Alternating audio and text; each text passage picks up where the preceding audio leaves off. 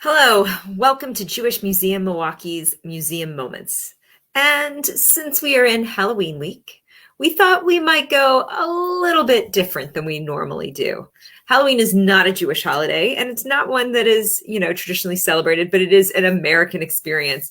And so that idea of spooky stories and the occult is something that, we at least want to pay tribute to in this strange week before Halloween, which is this Saturday. So in thinking about this, we went back to a story that connects all sorts of different parts of our museum collections. And it's a really interesting story about mothers and sons and interesting relationships between mothers and sons, and also the power of creative force. So without further ado, let me introduce you to Robert Bloch. Robert Bloch, though, before we get to Robert, we have to understand who his mother was, because it's a pretty important piece of the story. Robert's mother was a woman named Stella Ackerman Loeb, and she comes to Milwaukee from Chicago, and she is a seasoned worker at the point when she comes here. She is coming to head up the settlement house and to be the resident there. By the time she arrives, she's already worked with Jane Addams in Hull House for 8 years. And on top of that, she comes from a tradition of women who are working in the settlement movement.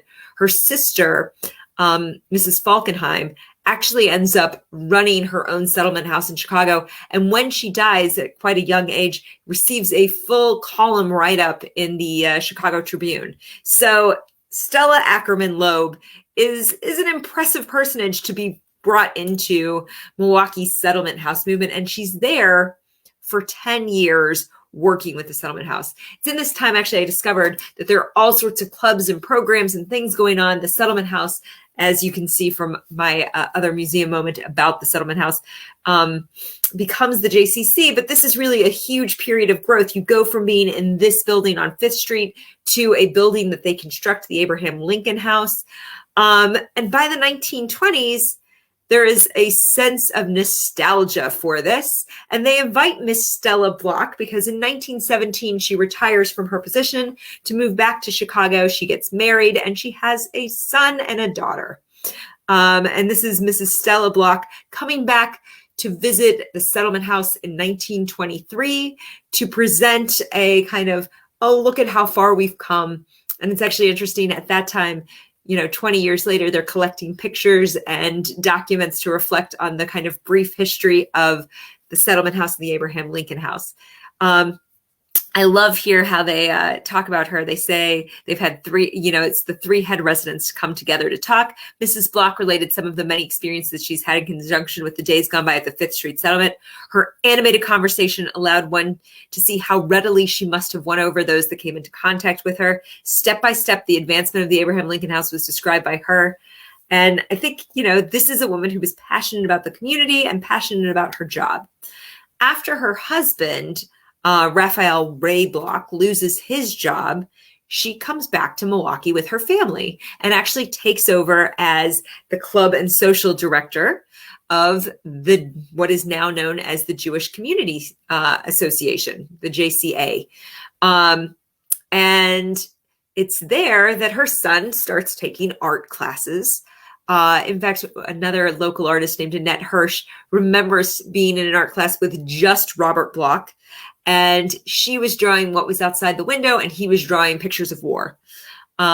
He went to Lincoln High School, where he says he studiously avoided studying, but was very involved in drama. And he starts writing lots and lots of things and reading lots and lots of things, including these kinds of pulp tales. And in reading, these pulp fiction sorts of stories, he becomes particularly enamored with one writer, H.P. Lovecraft. So he writes him a letter, and Lovecraft writes him back. At the age of 17, Robert Bloch becomes the youngest member of a group called the Lovecraft Circle. And these are a group of young authors and older authors that Lovecraft communicates with about the craft of writing horror and science fiction and fantasy.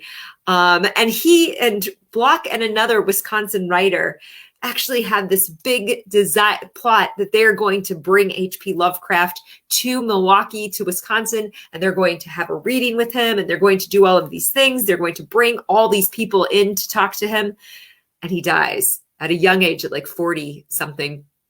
And so there goes Bloch's ambitions to meet his hero.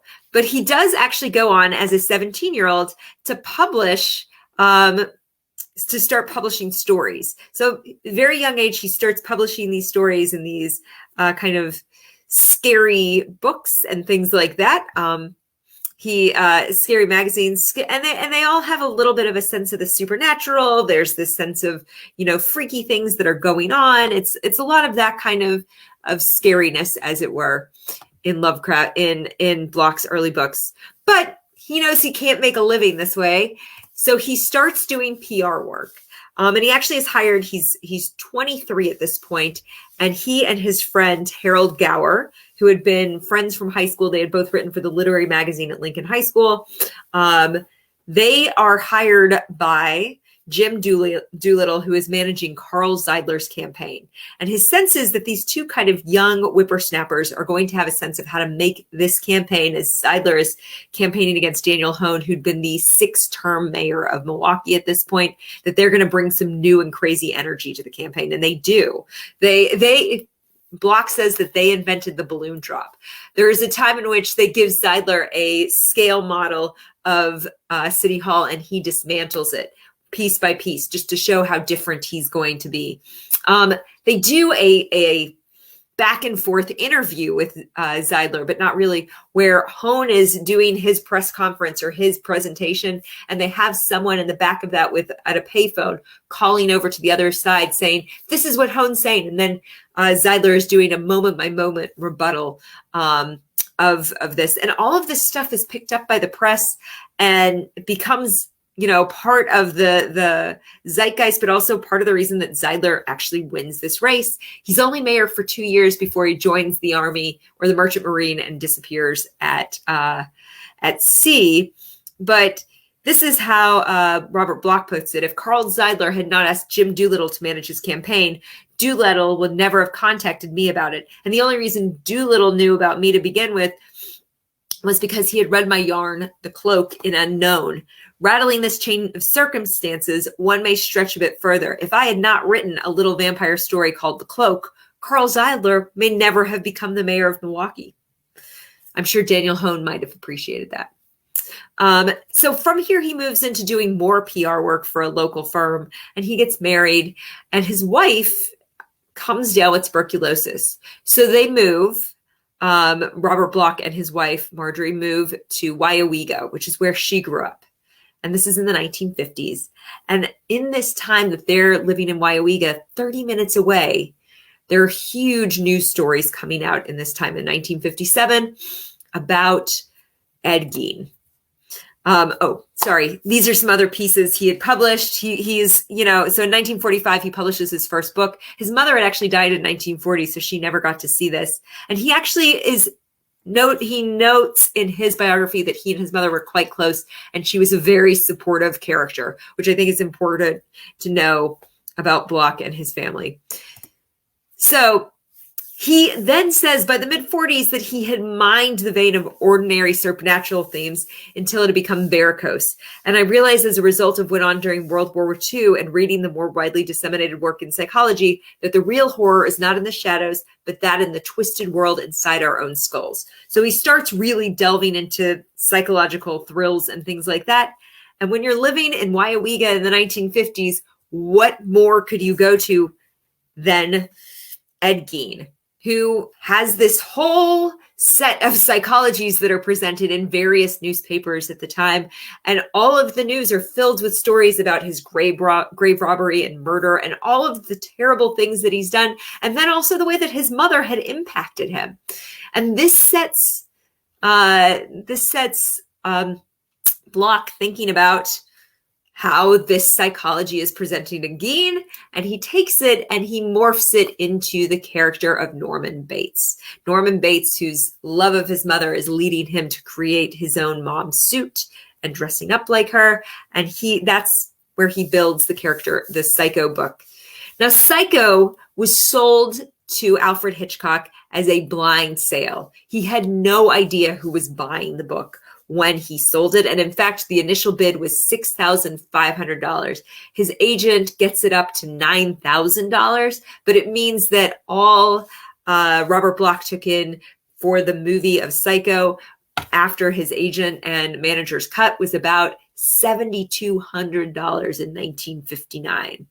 And it becomes this major motion picture. It is known, and the Ed Gein case actually inspires at least two other. It inspires the Texas Chainsaw Massacre and Silence of the Lambs as well. But this is really the start of that kind of psychological thriller in this particular way. And he moves his family to LA and it continues to work a little bit in movies, but never actually has anything else to do with the Psycho franchise. I think it is such an interesting story. I think it's such an interesting story of kind of how you take what you get from an inspiration standpoint and that early cultivation. You know, where would he have been if Lovecraft hadn't responded to him and said, "Hey, yeah, keep writing, kid. Maybe it'll come through for you." So here's to Stella Loeb, who inspired, countless generations of children at the settlement house, and her own son to craft an amazingly twisty book based on what he saw going on around him.